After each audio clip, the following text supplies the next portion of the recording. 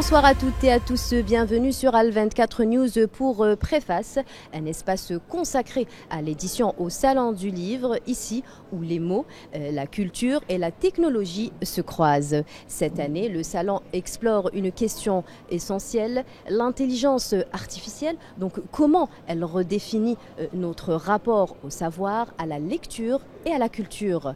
Pour en parler ce soir avec nous, Monsieur Urba Chabi, CIO chez AI Univers, une entreprise pionnière de l'intelligence artificielle éthique et éducative. Bonsoir Monsieur Chabi, merci d'avoir accepté notre invitation ici au cœur du SILA. Bonsoir, je vous remercie pour votre invitation et je salue vos téléspectateurs. Merci à vous. Alors, le livre, c'est la mémoire, la transmission, l'héritage. Aujourd'hui, l'intelligence artificielle vient de bouleverser tous ces codes. Est-ce pour vous une menace pour la culture du livre ou plutôt, on va dire, une chance pour l'avenir ? Je vous remercie pour votre question. Je dirais, c'est une question, c'est vrai, elle a une relation avec tout ce qui est technologique, mais elle a aussi un volet, je dirais, philosophique. Parce que quand on parle de tout ce qui est transmission, livre, etc., on parle vraiment de tout ce qui est renaissance. Et vous savez, durant les périodes de renaissance, il y a la période où il y avait l'impression. C'est à ce moment-là qu'il y a eu cette période-là. Et effectivement, il y a plusieurs je dirais, idées sur cette partie.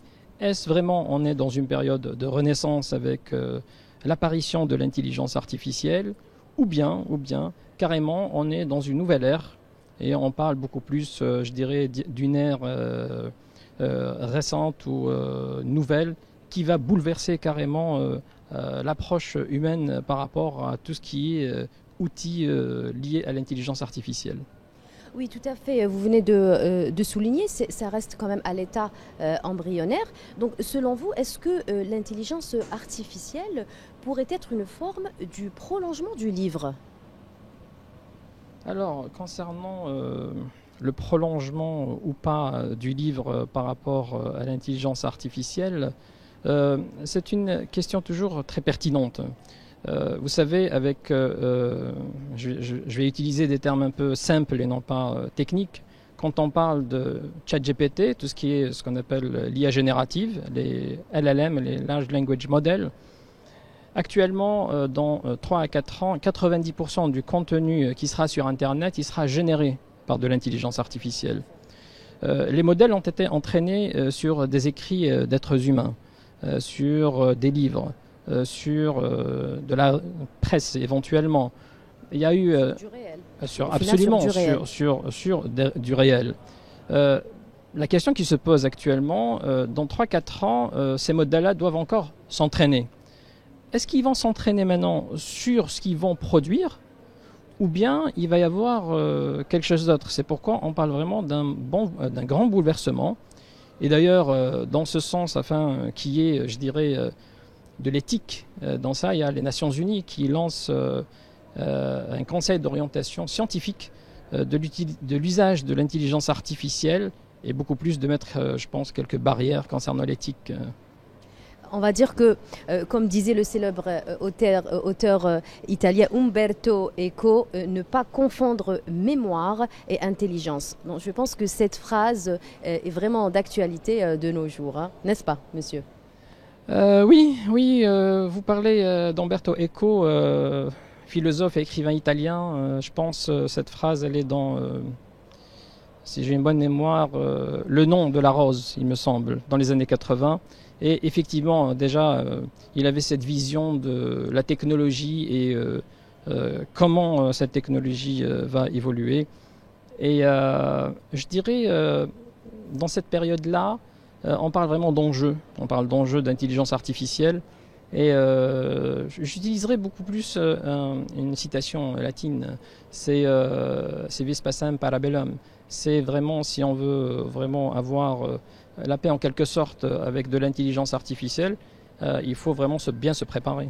vos projets, donc les projets de AI Univers, utilisent-ils justement cette intelligence artificielle pour transformer le quotidien ici en Algérie, mais aussi dans la région? Je vous remercie. Je vais faire rapidement une brève introduction sur la start-up. Moi, j'ai lancé une start-up, ça fait 1 an et demi ici en Algérie, dans l'intelligence artificielle. Simplement, il n'y a pas de grands acteurs en Algérie, on est quelques-uns. Et c'était l'opportunité de ne pas, à vrai dire, laisser le terrain vide. Sur cette partie, on est sur de l'IA générative, adaptative pour les entreprises. Nous avons ici toute la partie biométrie et intelligence artificielle pour ce qu'on appelle le digital onboarding, qui est utilisé dans, par exemple, les banques digitales, le transport, pour les e-gates par exemple. Vous avez aussi pour les assurances et surtout un des secteurs qu'on travaille énormément, les télécommunications.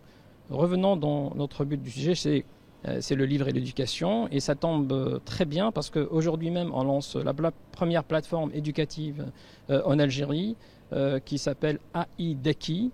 On a pris en considération l'ensemble du programme national algérien, principalement cette année avec le niveau de la terminale, le baccalauréat, sur différentes filières. À vrai dire, ce qu'on a fait, on a entraîné des modèles sur le programme national, et là on parle vraiment de souveraineté numérique. Pourquoi? Parce que simplement vous n'allez pas utiliser des langages de génération, je dirais, de texte pour poser des questions sur l'histoire de l'Algérie. C'est-à-dire que si un élève va poser une histoire concernant l'histoire de l'Algérie, il y aura une référence par rapport au livre algérien et ce qui est écrit. D'accord, donc c'est directement relié à l'éducation nationale, donc au programme de l'éducation nationale. Effectivement, nous avons... Pour ne pas biaiser justement les informations. Absolument, absolument. C'est pourquoi tous les États sont conscients de l'enjeu de la souveraineté de l'information concernant tout ce qui est IA générative, comme ChatGPT par exemple. Et donc, selon vous, l'IA peut être un levier d'égalité, pas seulement une technologie d'élite? Cette question, elle est vraiment profonde. Pourquoi? Parce que si on parle d'égalité, ça veut dire d'abord offrir et fournir l'ensemble de l'infrastructure. Parce que d'abord, ça passe par l'infrastructure. Il y a eu une démocratisation de l'intelligence artificielle, ça fait à peu près 3 ans et demi, 4 ans. Et c'est à ce moment-là que le monde, je dirais, a découvert, grâce à ChatGPT, cette technologie. Elle existait, mais à une échelle réduite. Et à ce moment-là, c'est vrai qu'elle était utilisée beaucoup plus par les grandes entreprises et une élite. Elle commence à se démocratiser quand même. Absolument, elle se démocratise, mais qui reste encore un peu chère. Parce que derrière, il y a énormément d'infrastructures qui tournent. Et je dirais,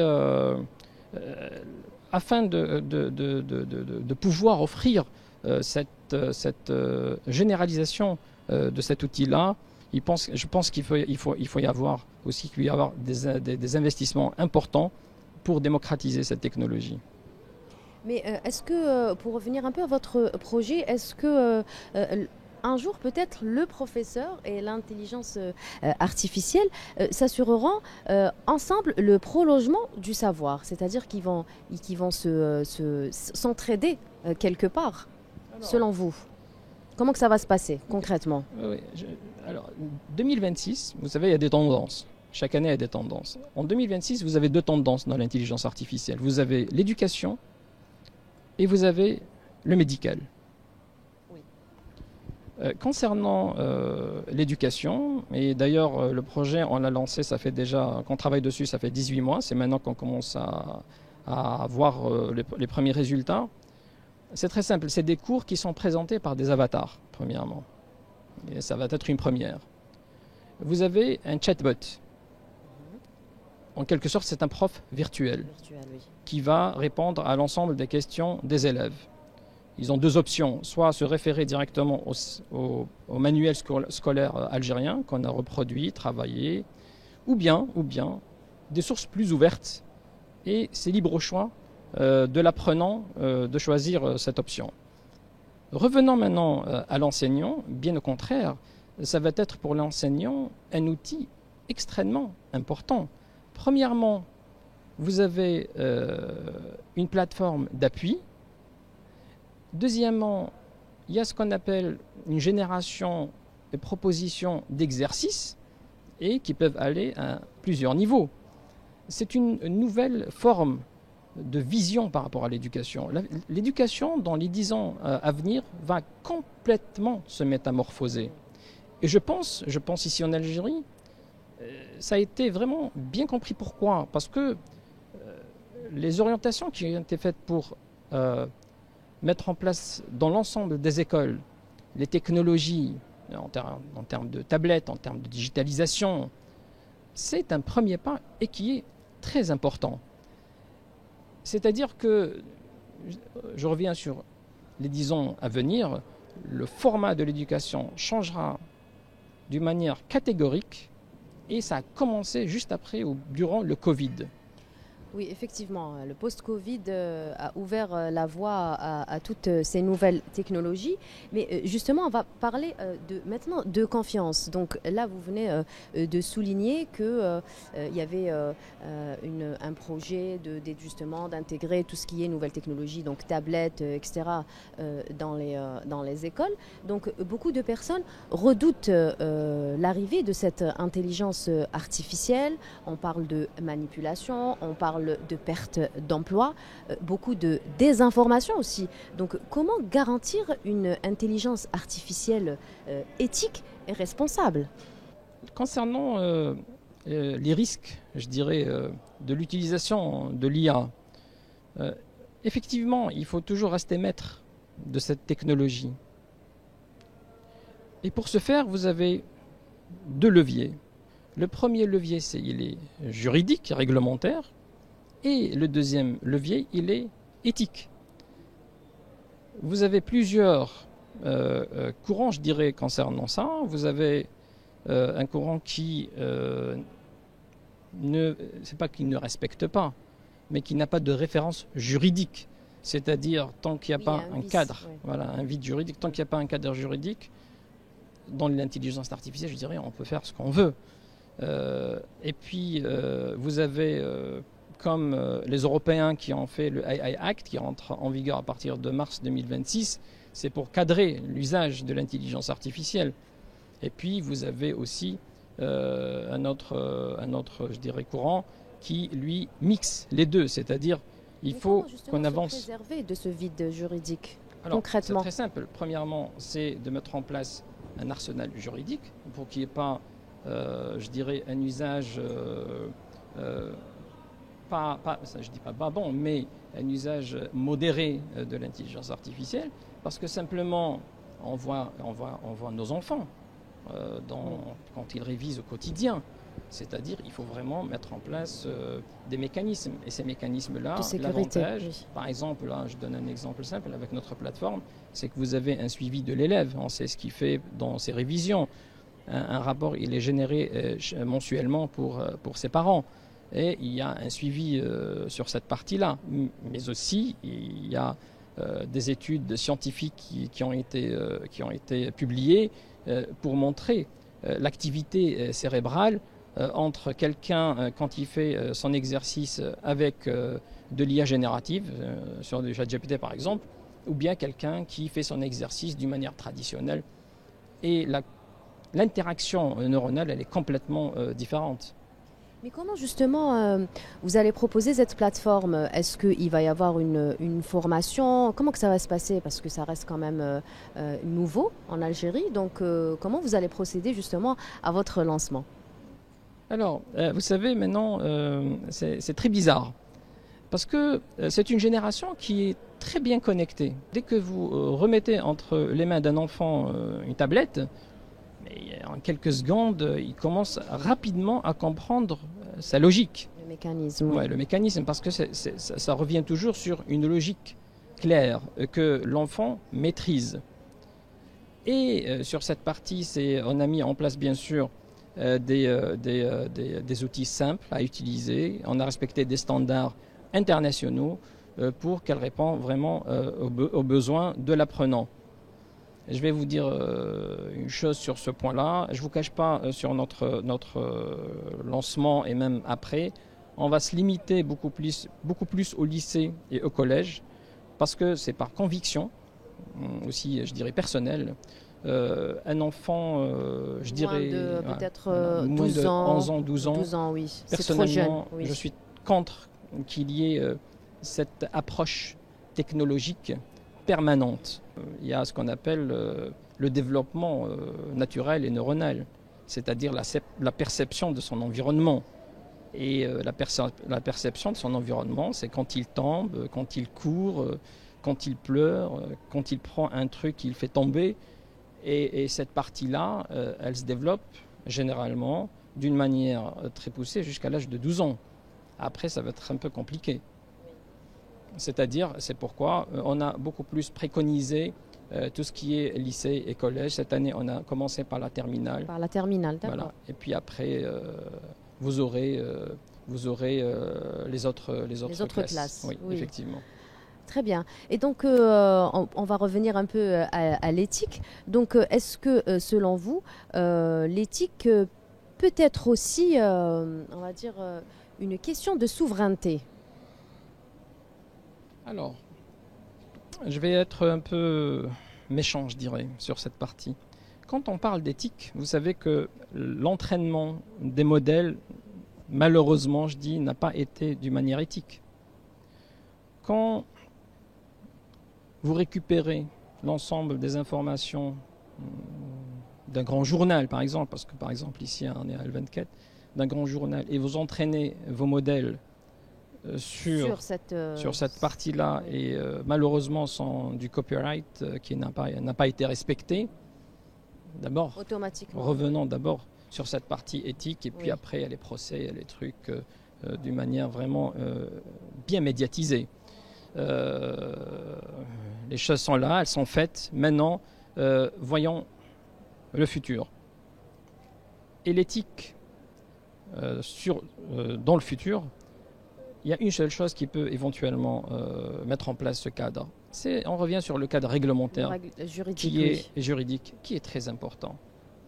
Il y a des États, et surtout, je dirais, prenons les Européens, avec le AI Act 2026, qui rentre en vigueur en 2026, vous ne pouvez pas installer une application parce qu'on est en pleine négociation avec des partenaires en Europe pour un échange technologique. C'est-à-dire, nous, on installe nos technologies chez eux, eux, ils viennent et installent leurs technologies ici en Algérie en partenariat, et on doit respecter toutes les procédures administratives pour mettre en place nos technologies.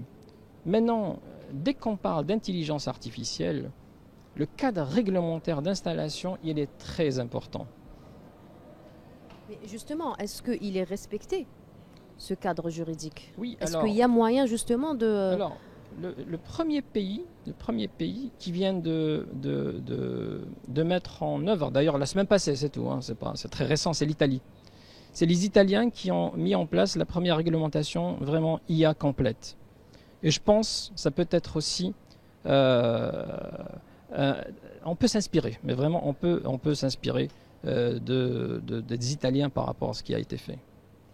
Je pense que c'est en train de se faire en Algérie. Oui, donc, vous avez plusieurs lois. Vous avez la 1807, vous avez... Bon, c'est beaucoup plus pour la protection des données personnelles, mais ça rentre aussi...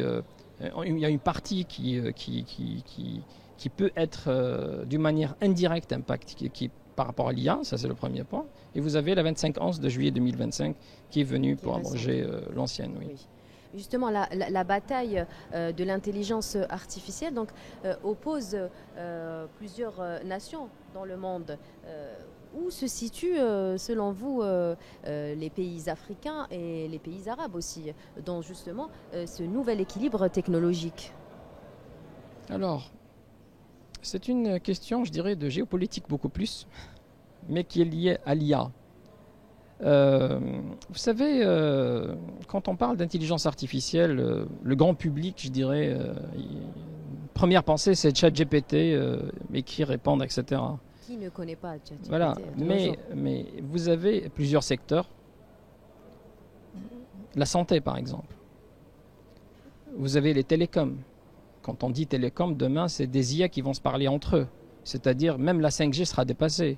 Maintenant, on parle carrément de 6G par rapport aux IoT, ce qu'on appelle les objets connectés. Parce qu'une interaction entre vous et moi, vous voyez, par exemple, ça prend 3-4 secondes. Mais là, on parle vraiment de microsecondes. Ça va vite. Ça va très, très, très vite. Et qu'il faut que l'infrastructure suit. Ça, c'est, par exemple, quand on parle de télécom, on parle de défense. Vous savez, les derniers conflits mondiaux sont gérés carrément par des intelligences artificielles. On parle de l'éducation.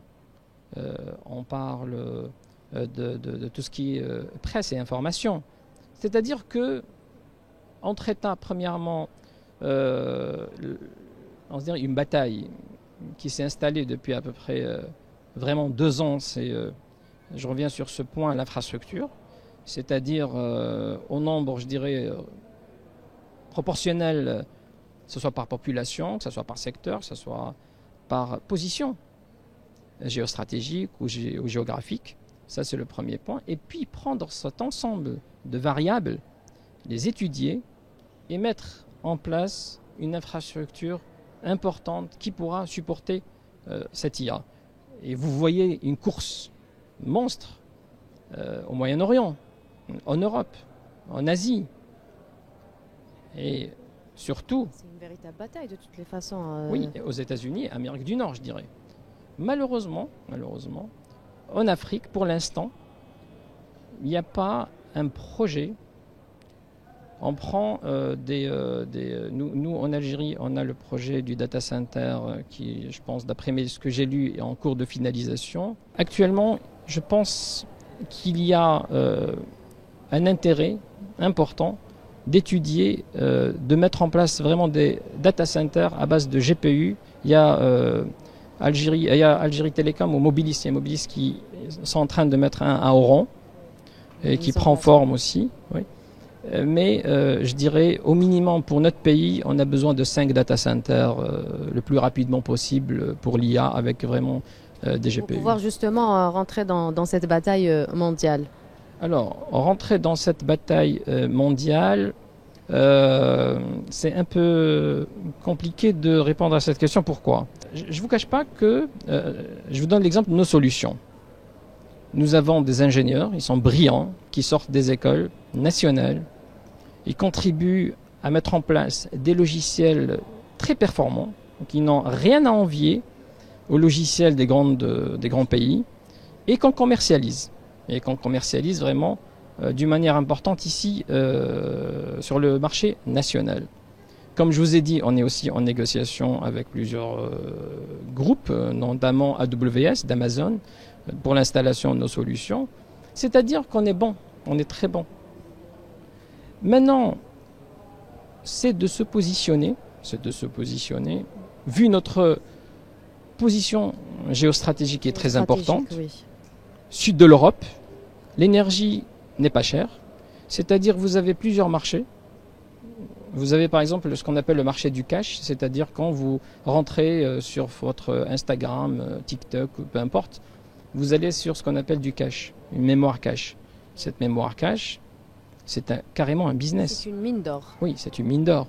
Demain, si vous voulez connecter l'ensemble des écoles pour les 11 millions d'élèves, vous avez besoin minimum de 4 data centers régionaux, je dirais, région Est, Centre, Ouest et Sud, pour que ces data centers puissent supporter toute cette donnée et tout ce qui est interaction, parce que le modèle va évoluer et toutes les études le montrent, et surtout il y a de bonnes études américaines sur l'évolution de l'éducation. Très bien, le débat reste très intéressant. Malheureusement, nous arrivons à la fin de notre édition. Merci à vous d'avoir été avec nous. Merci à vous de nous avoir suivis. Restez sur Al 24 News pour la suite de nos programmes.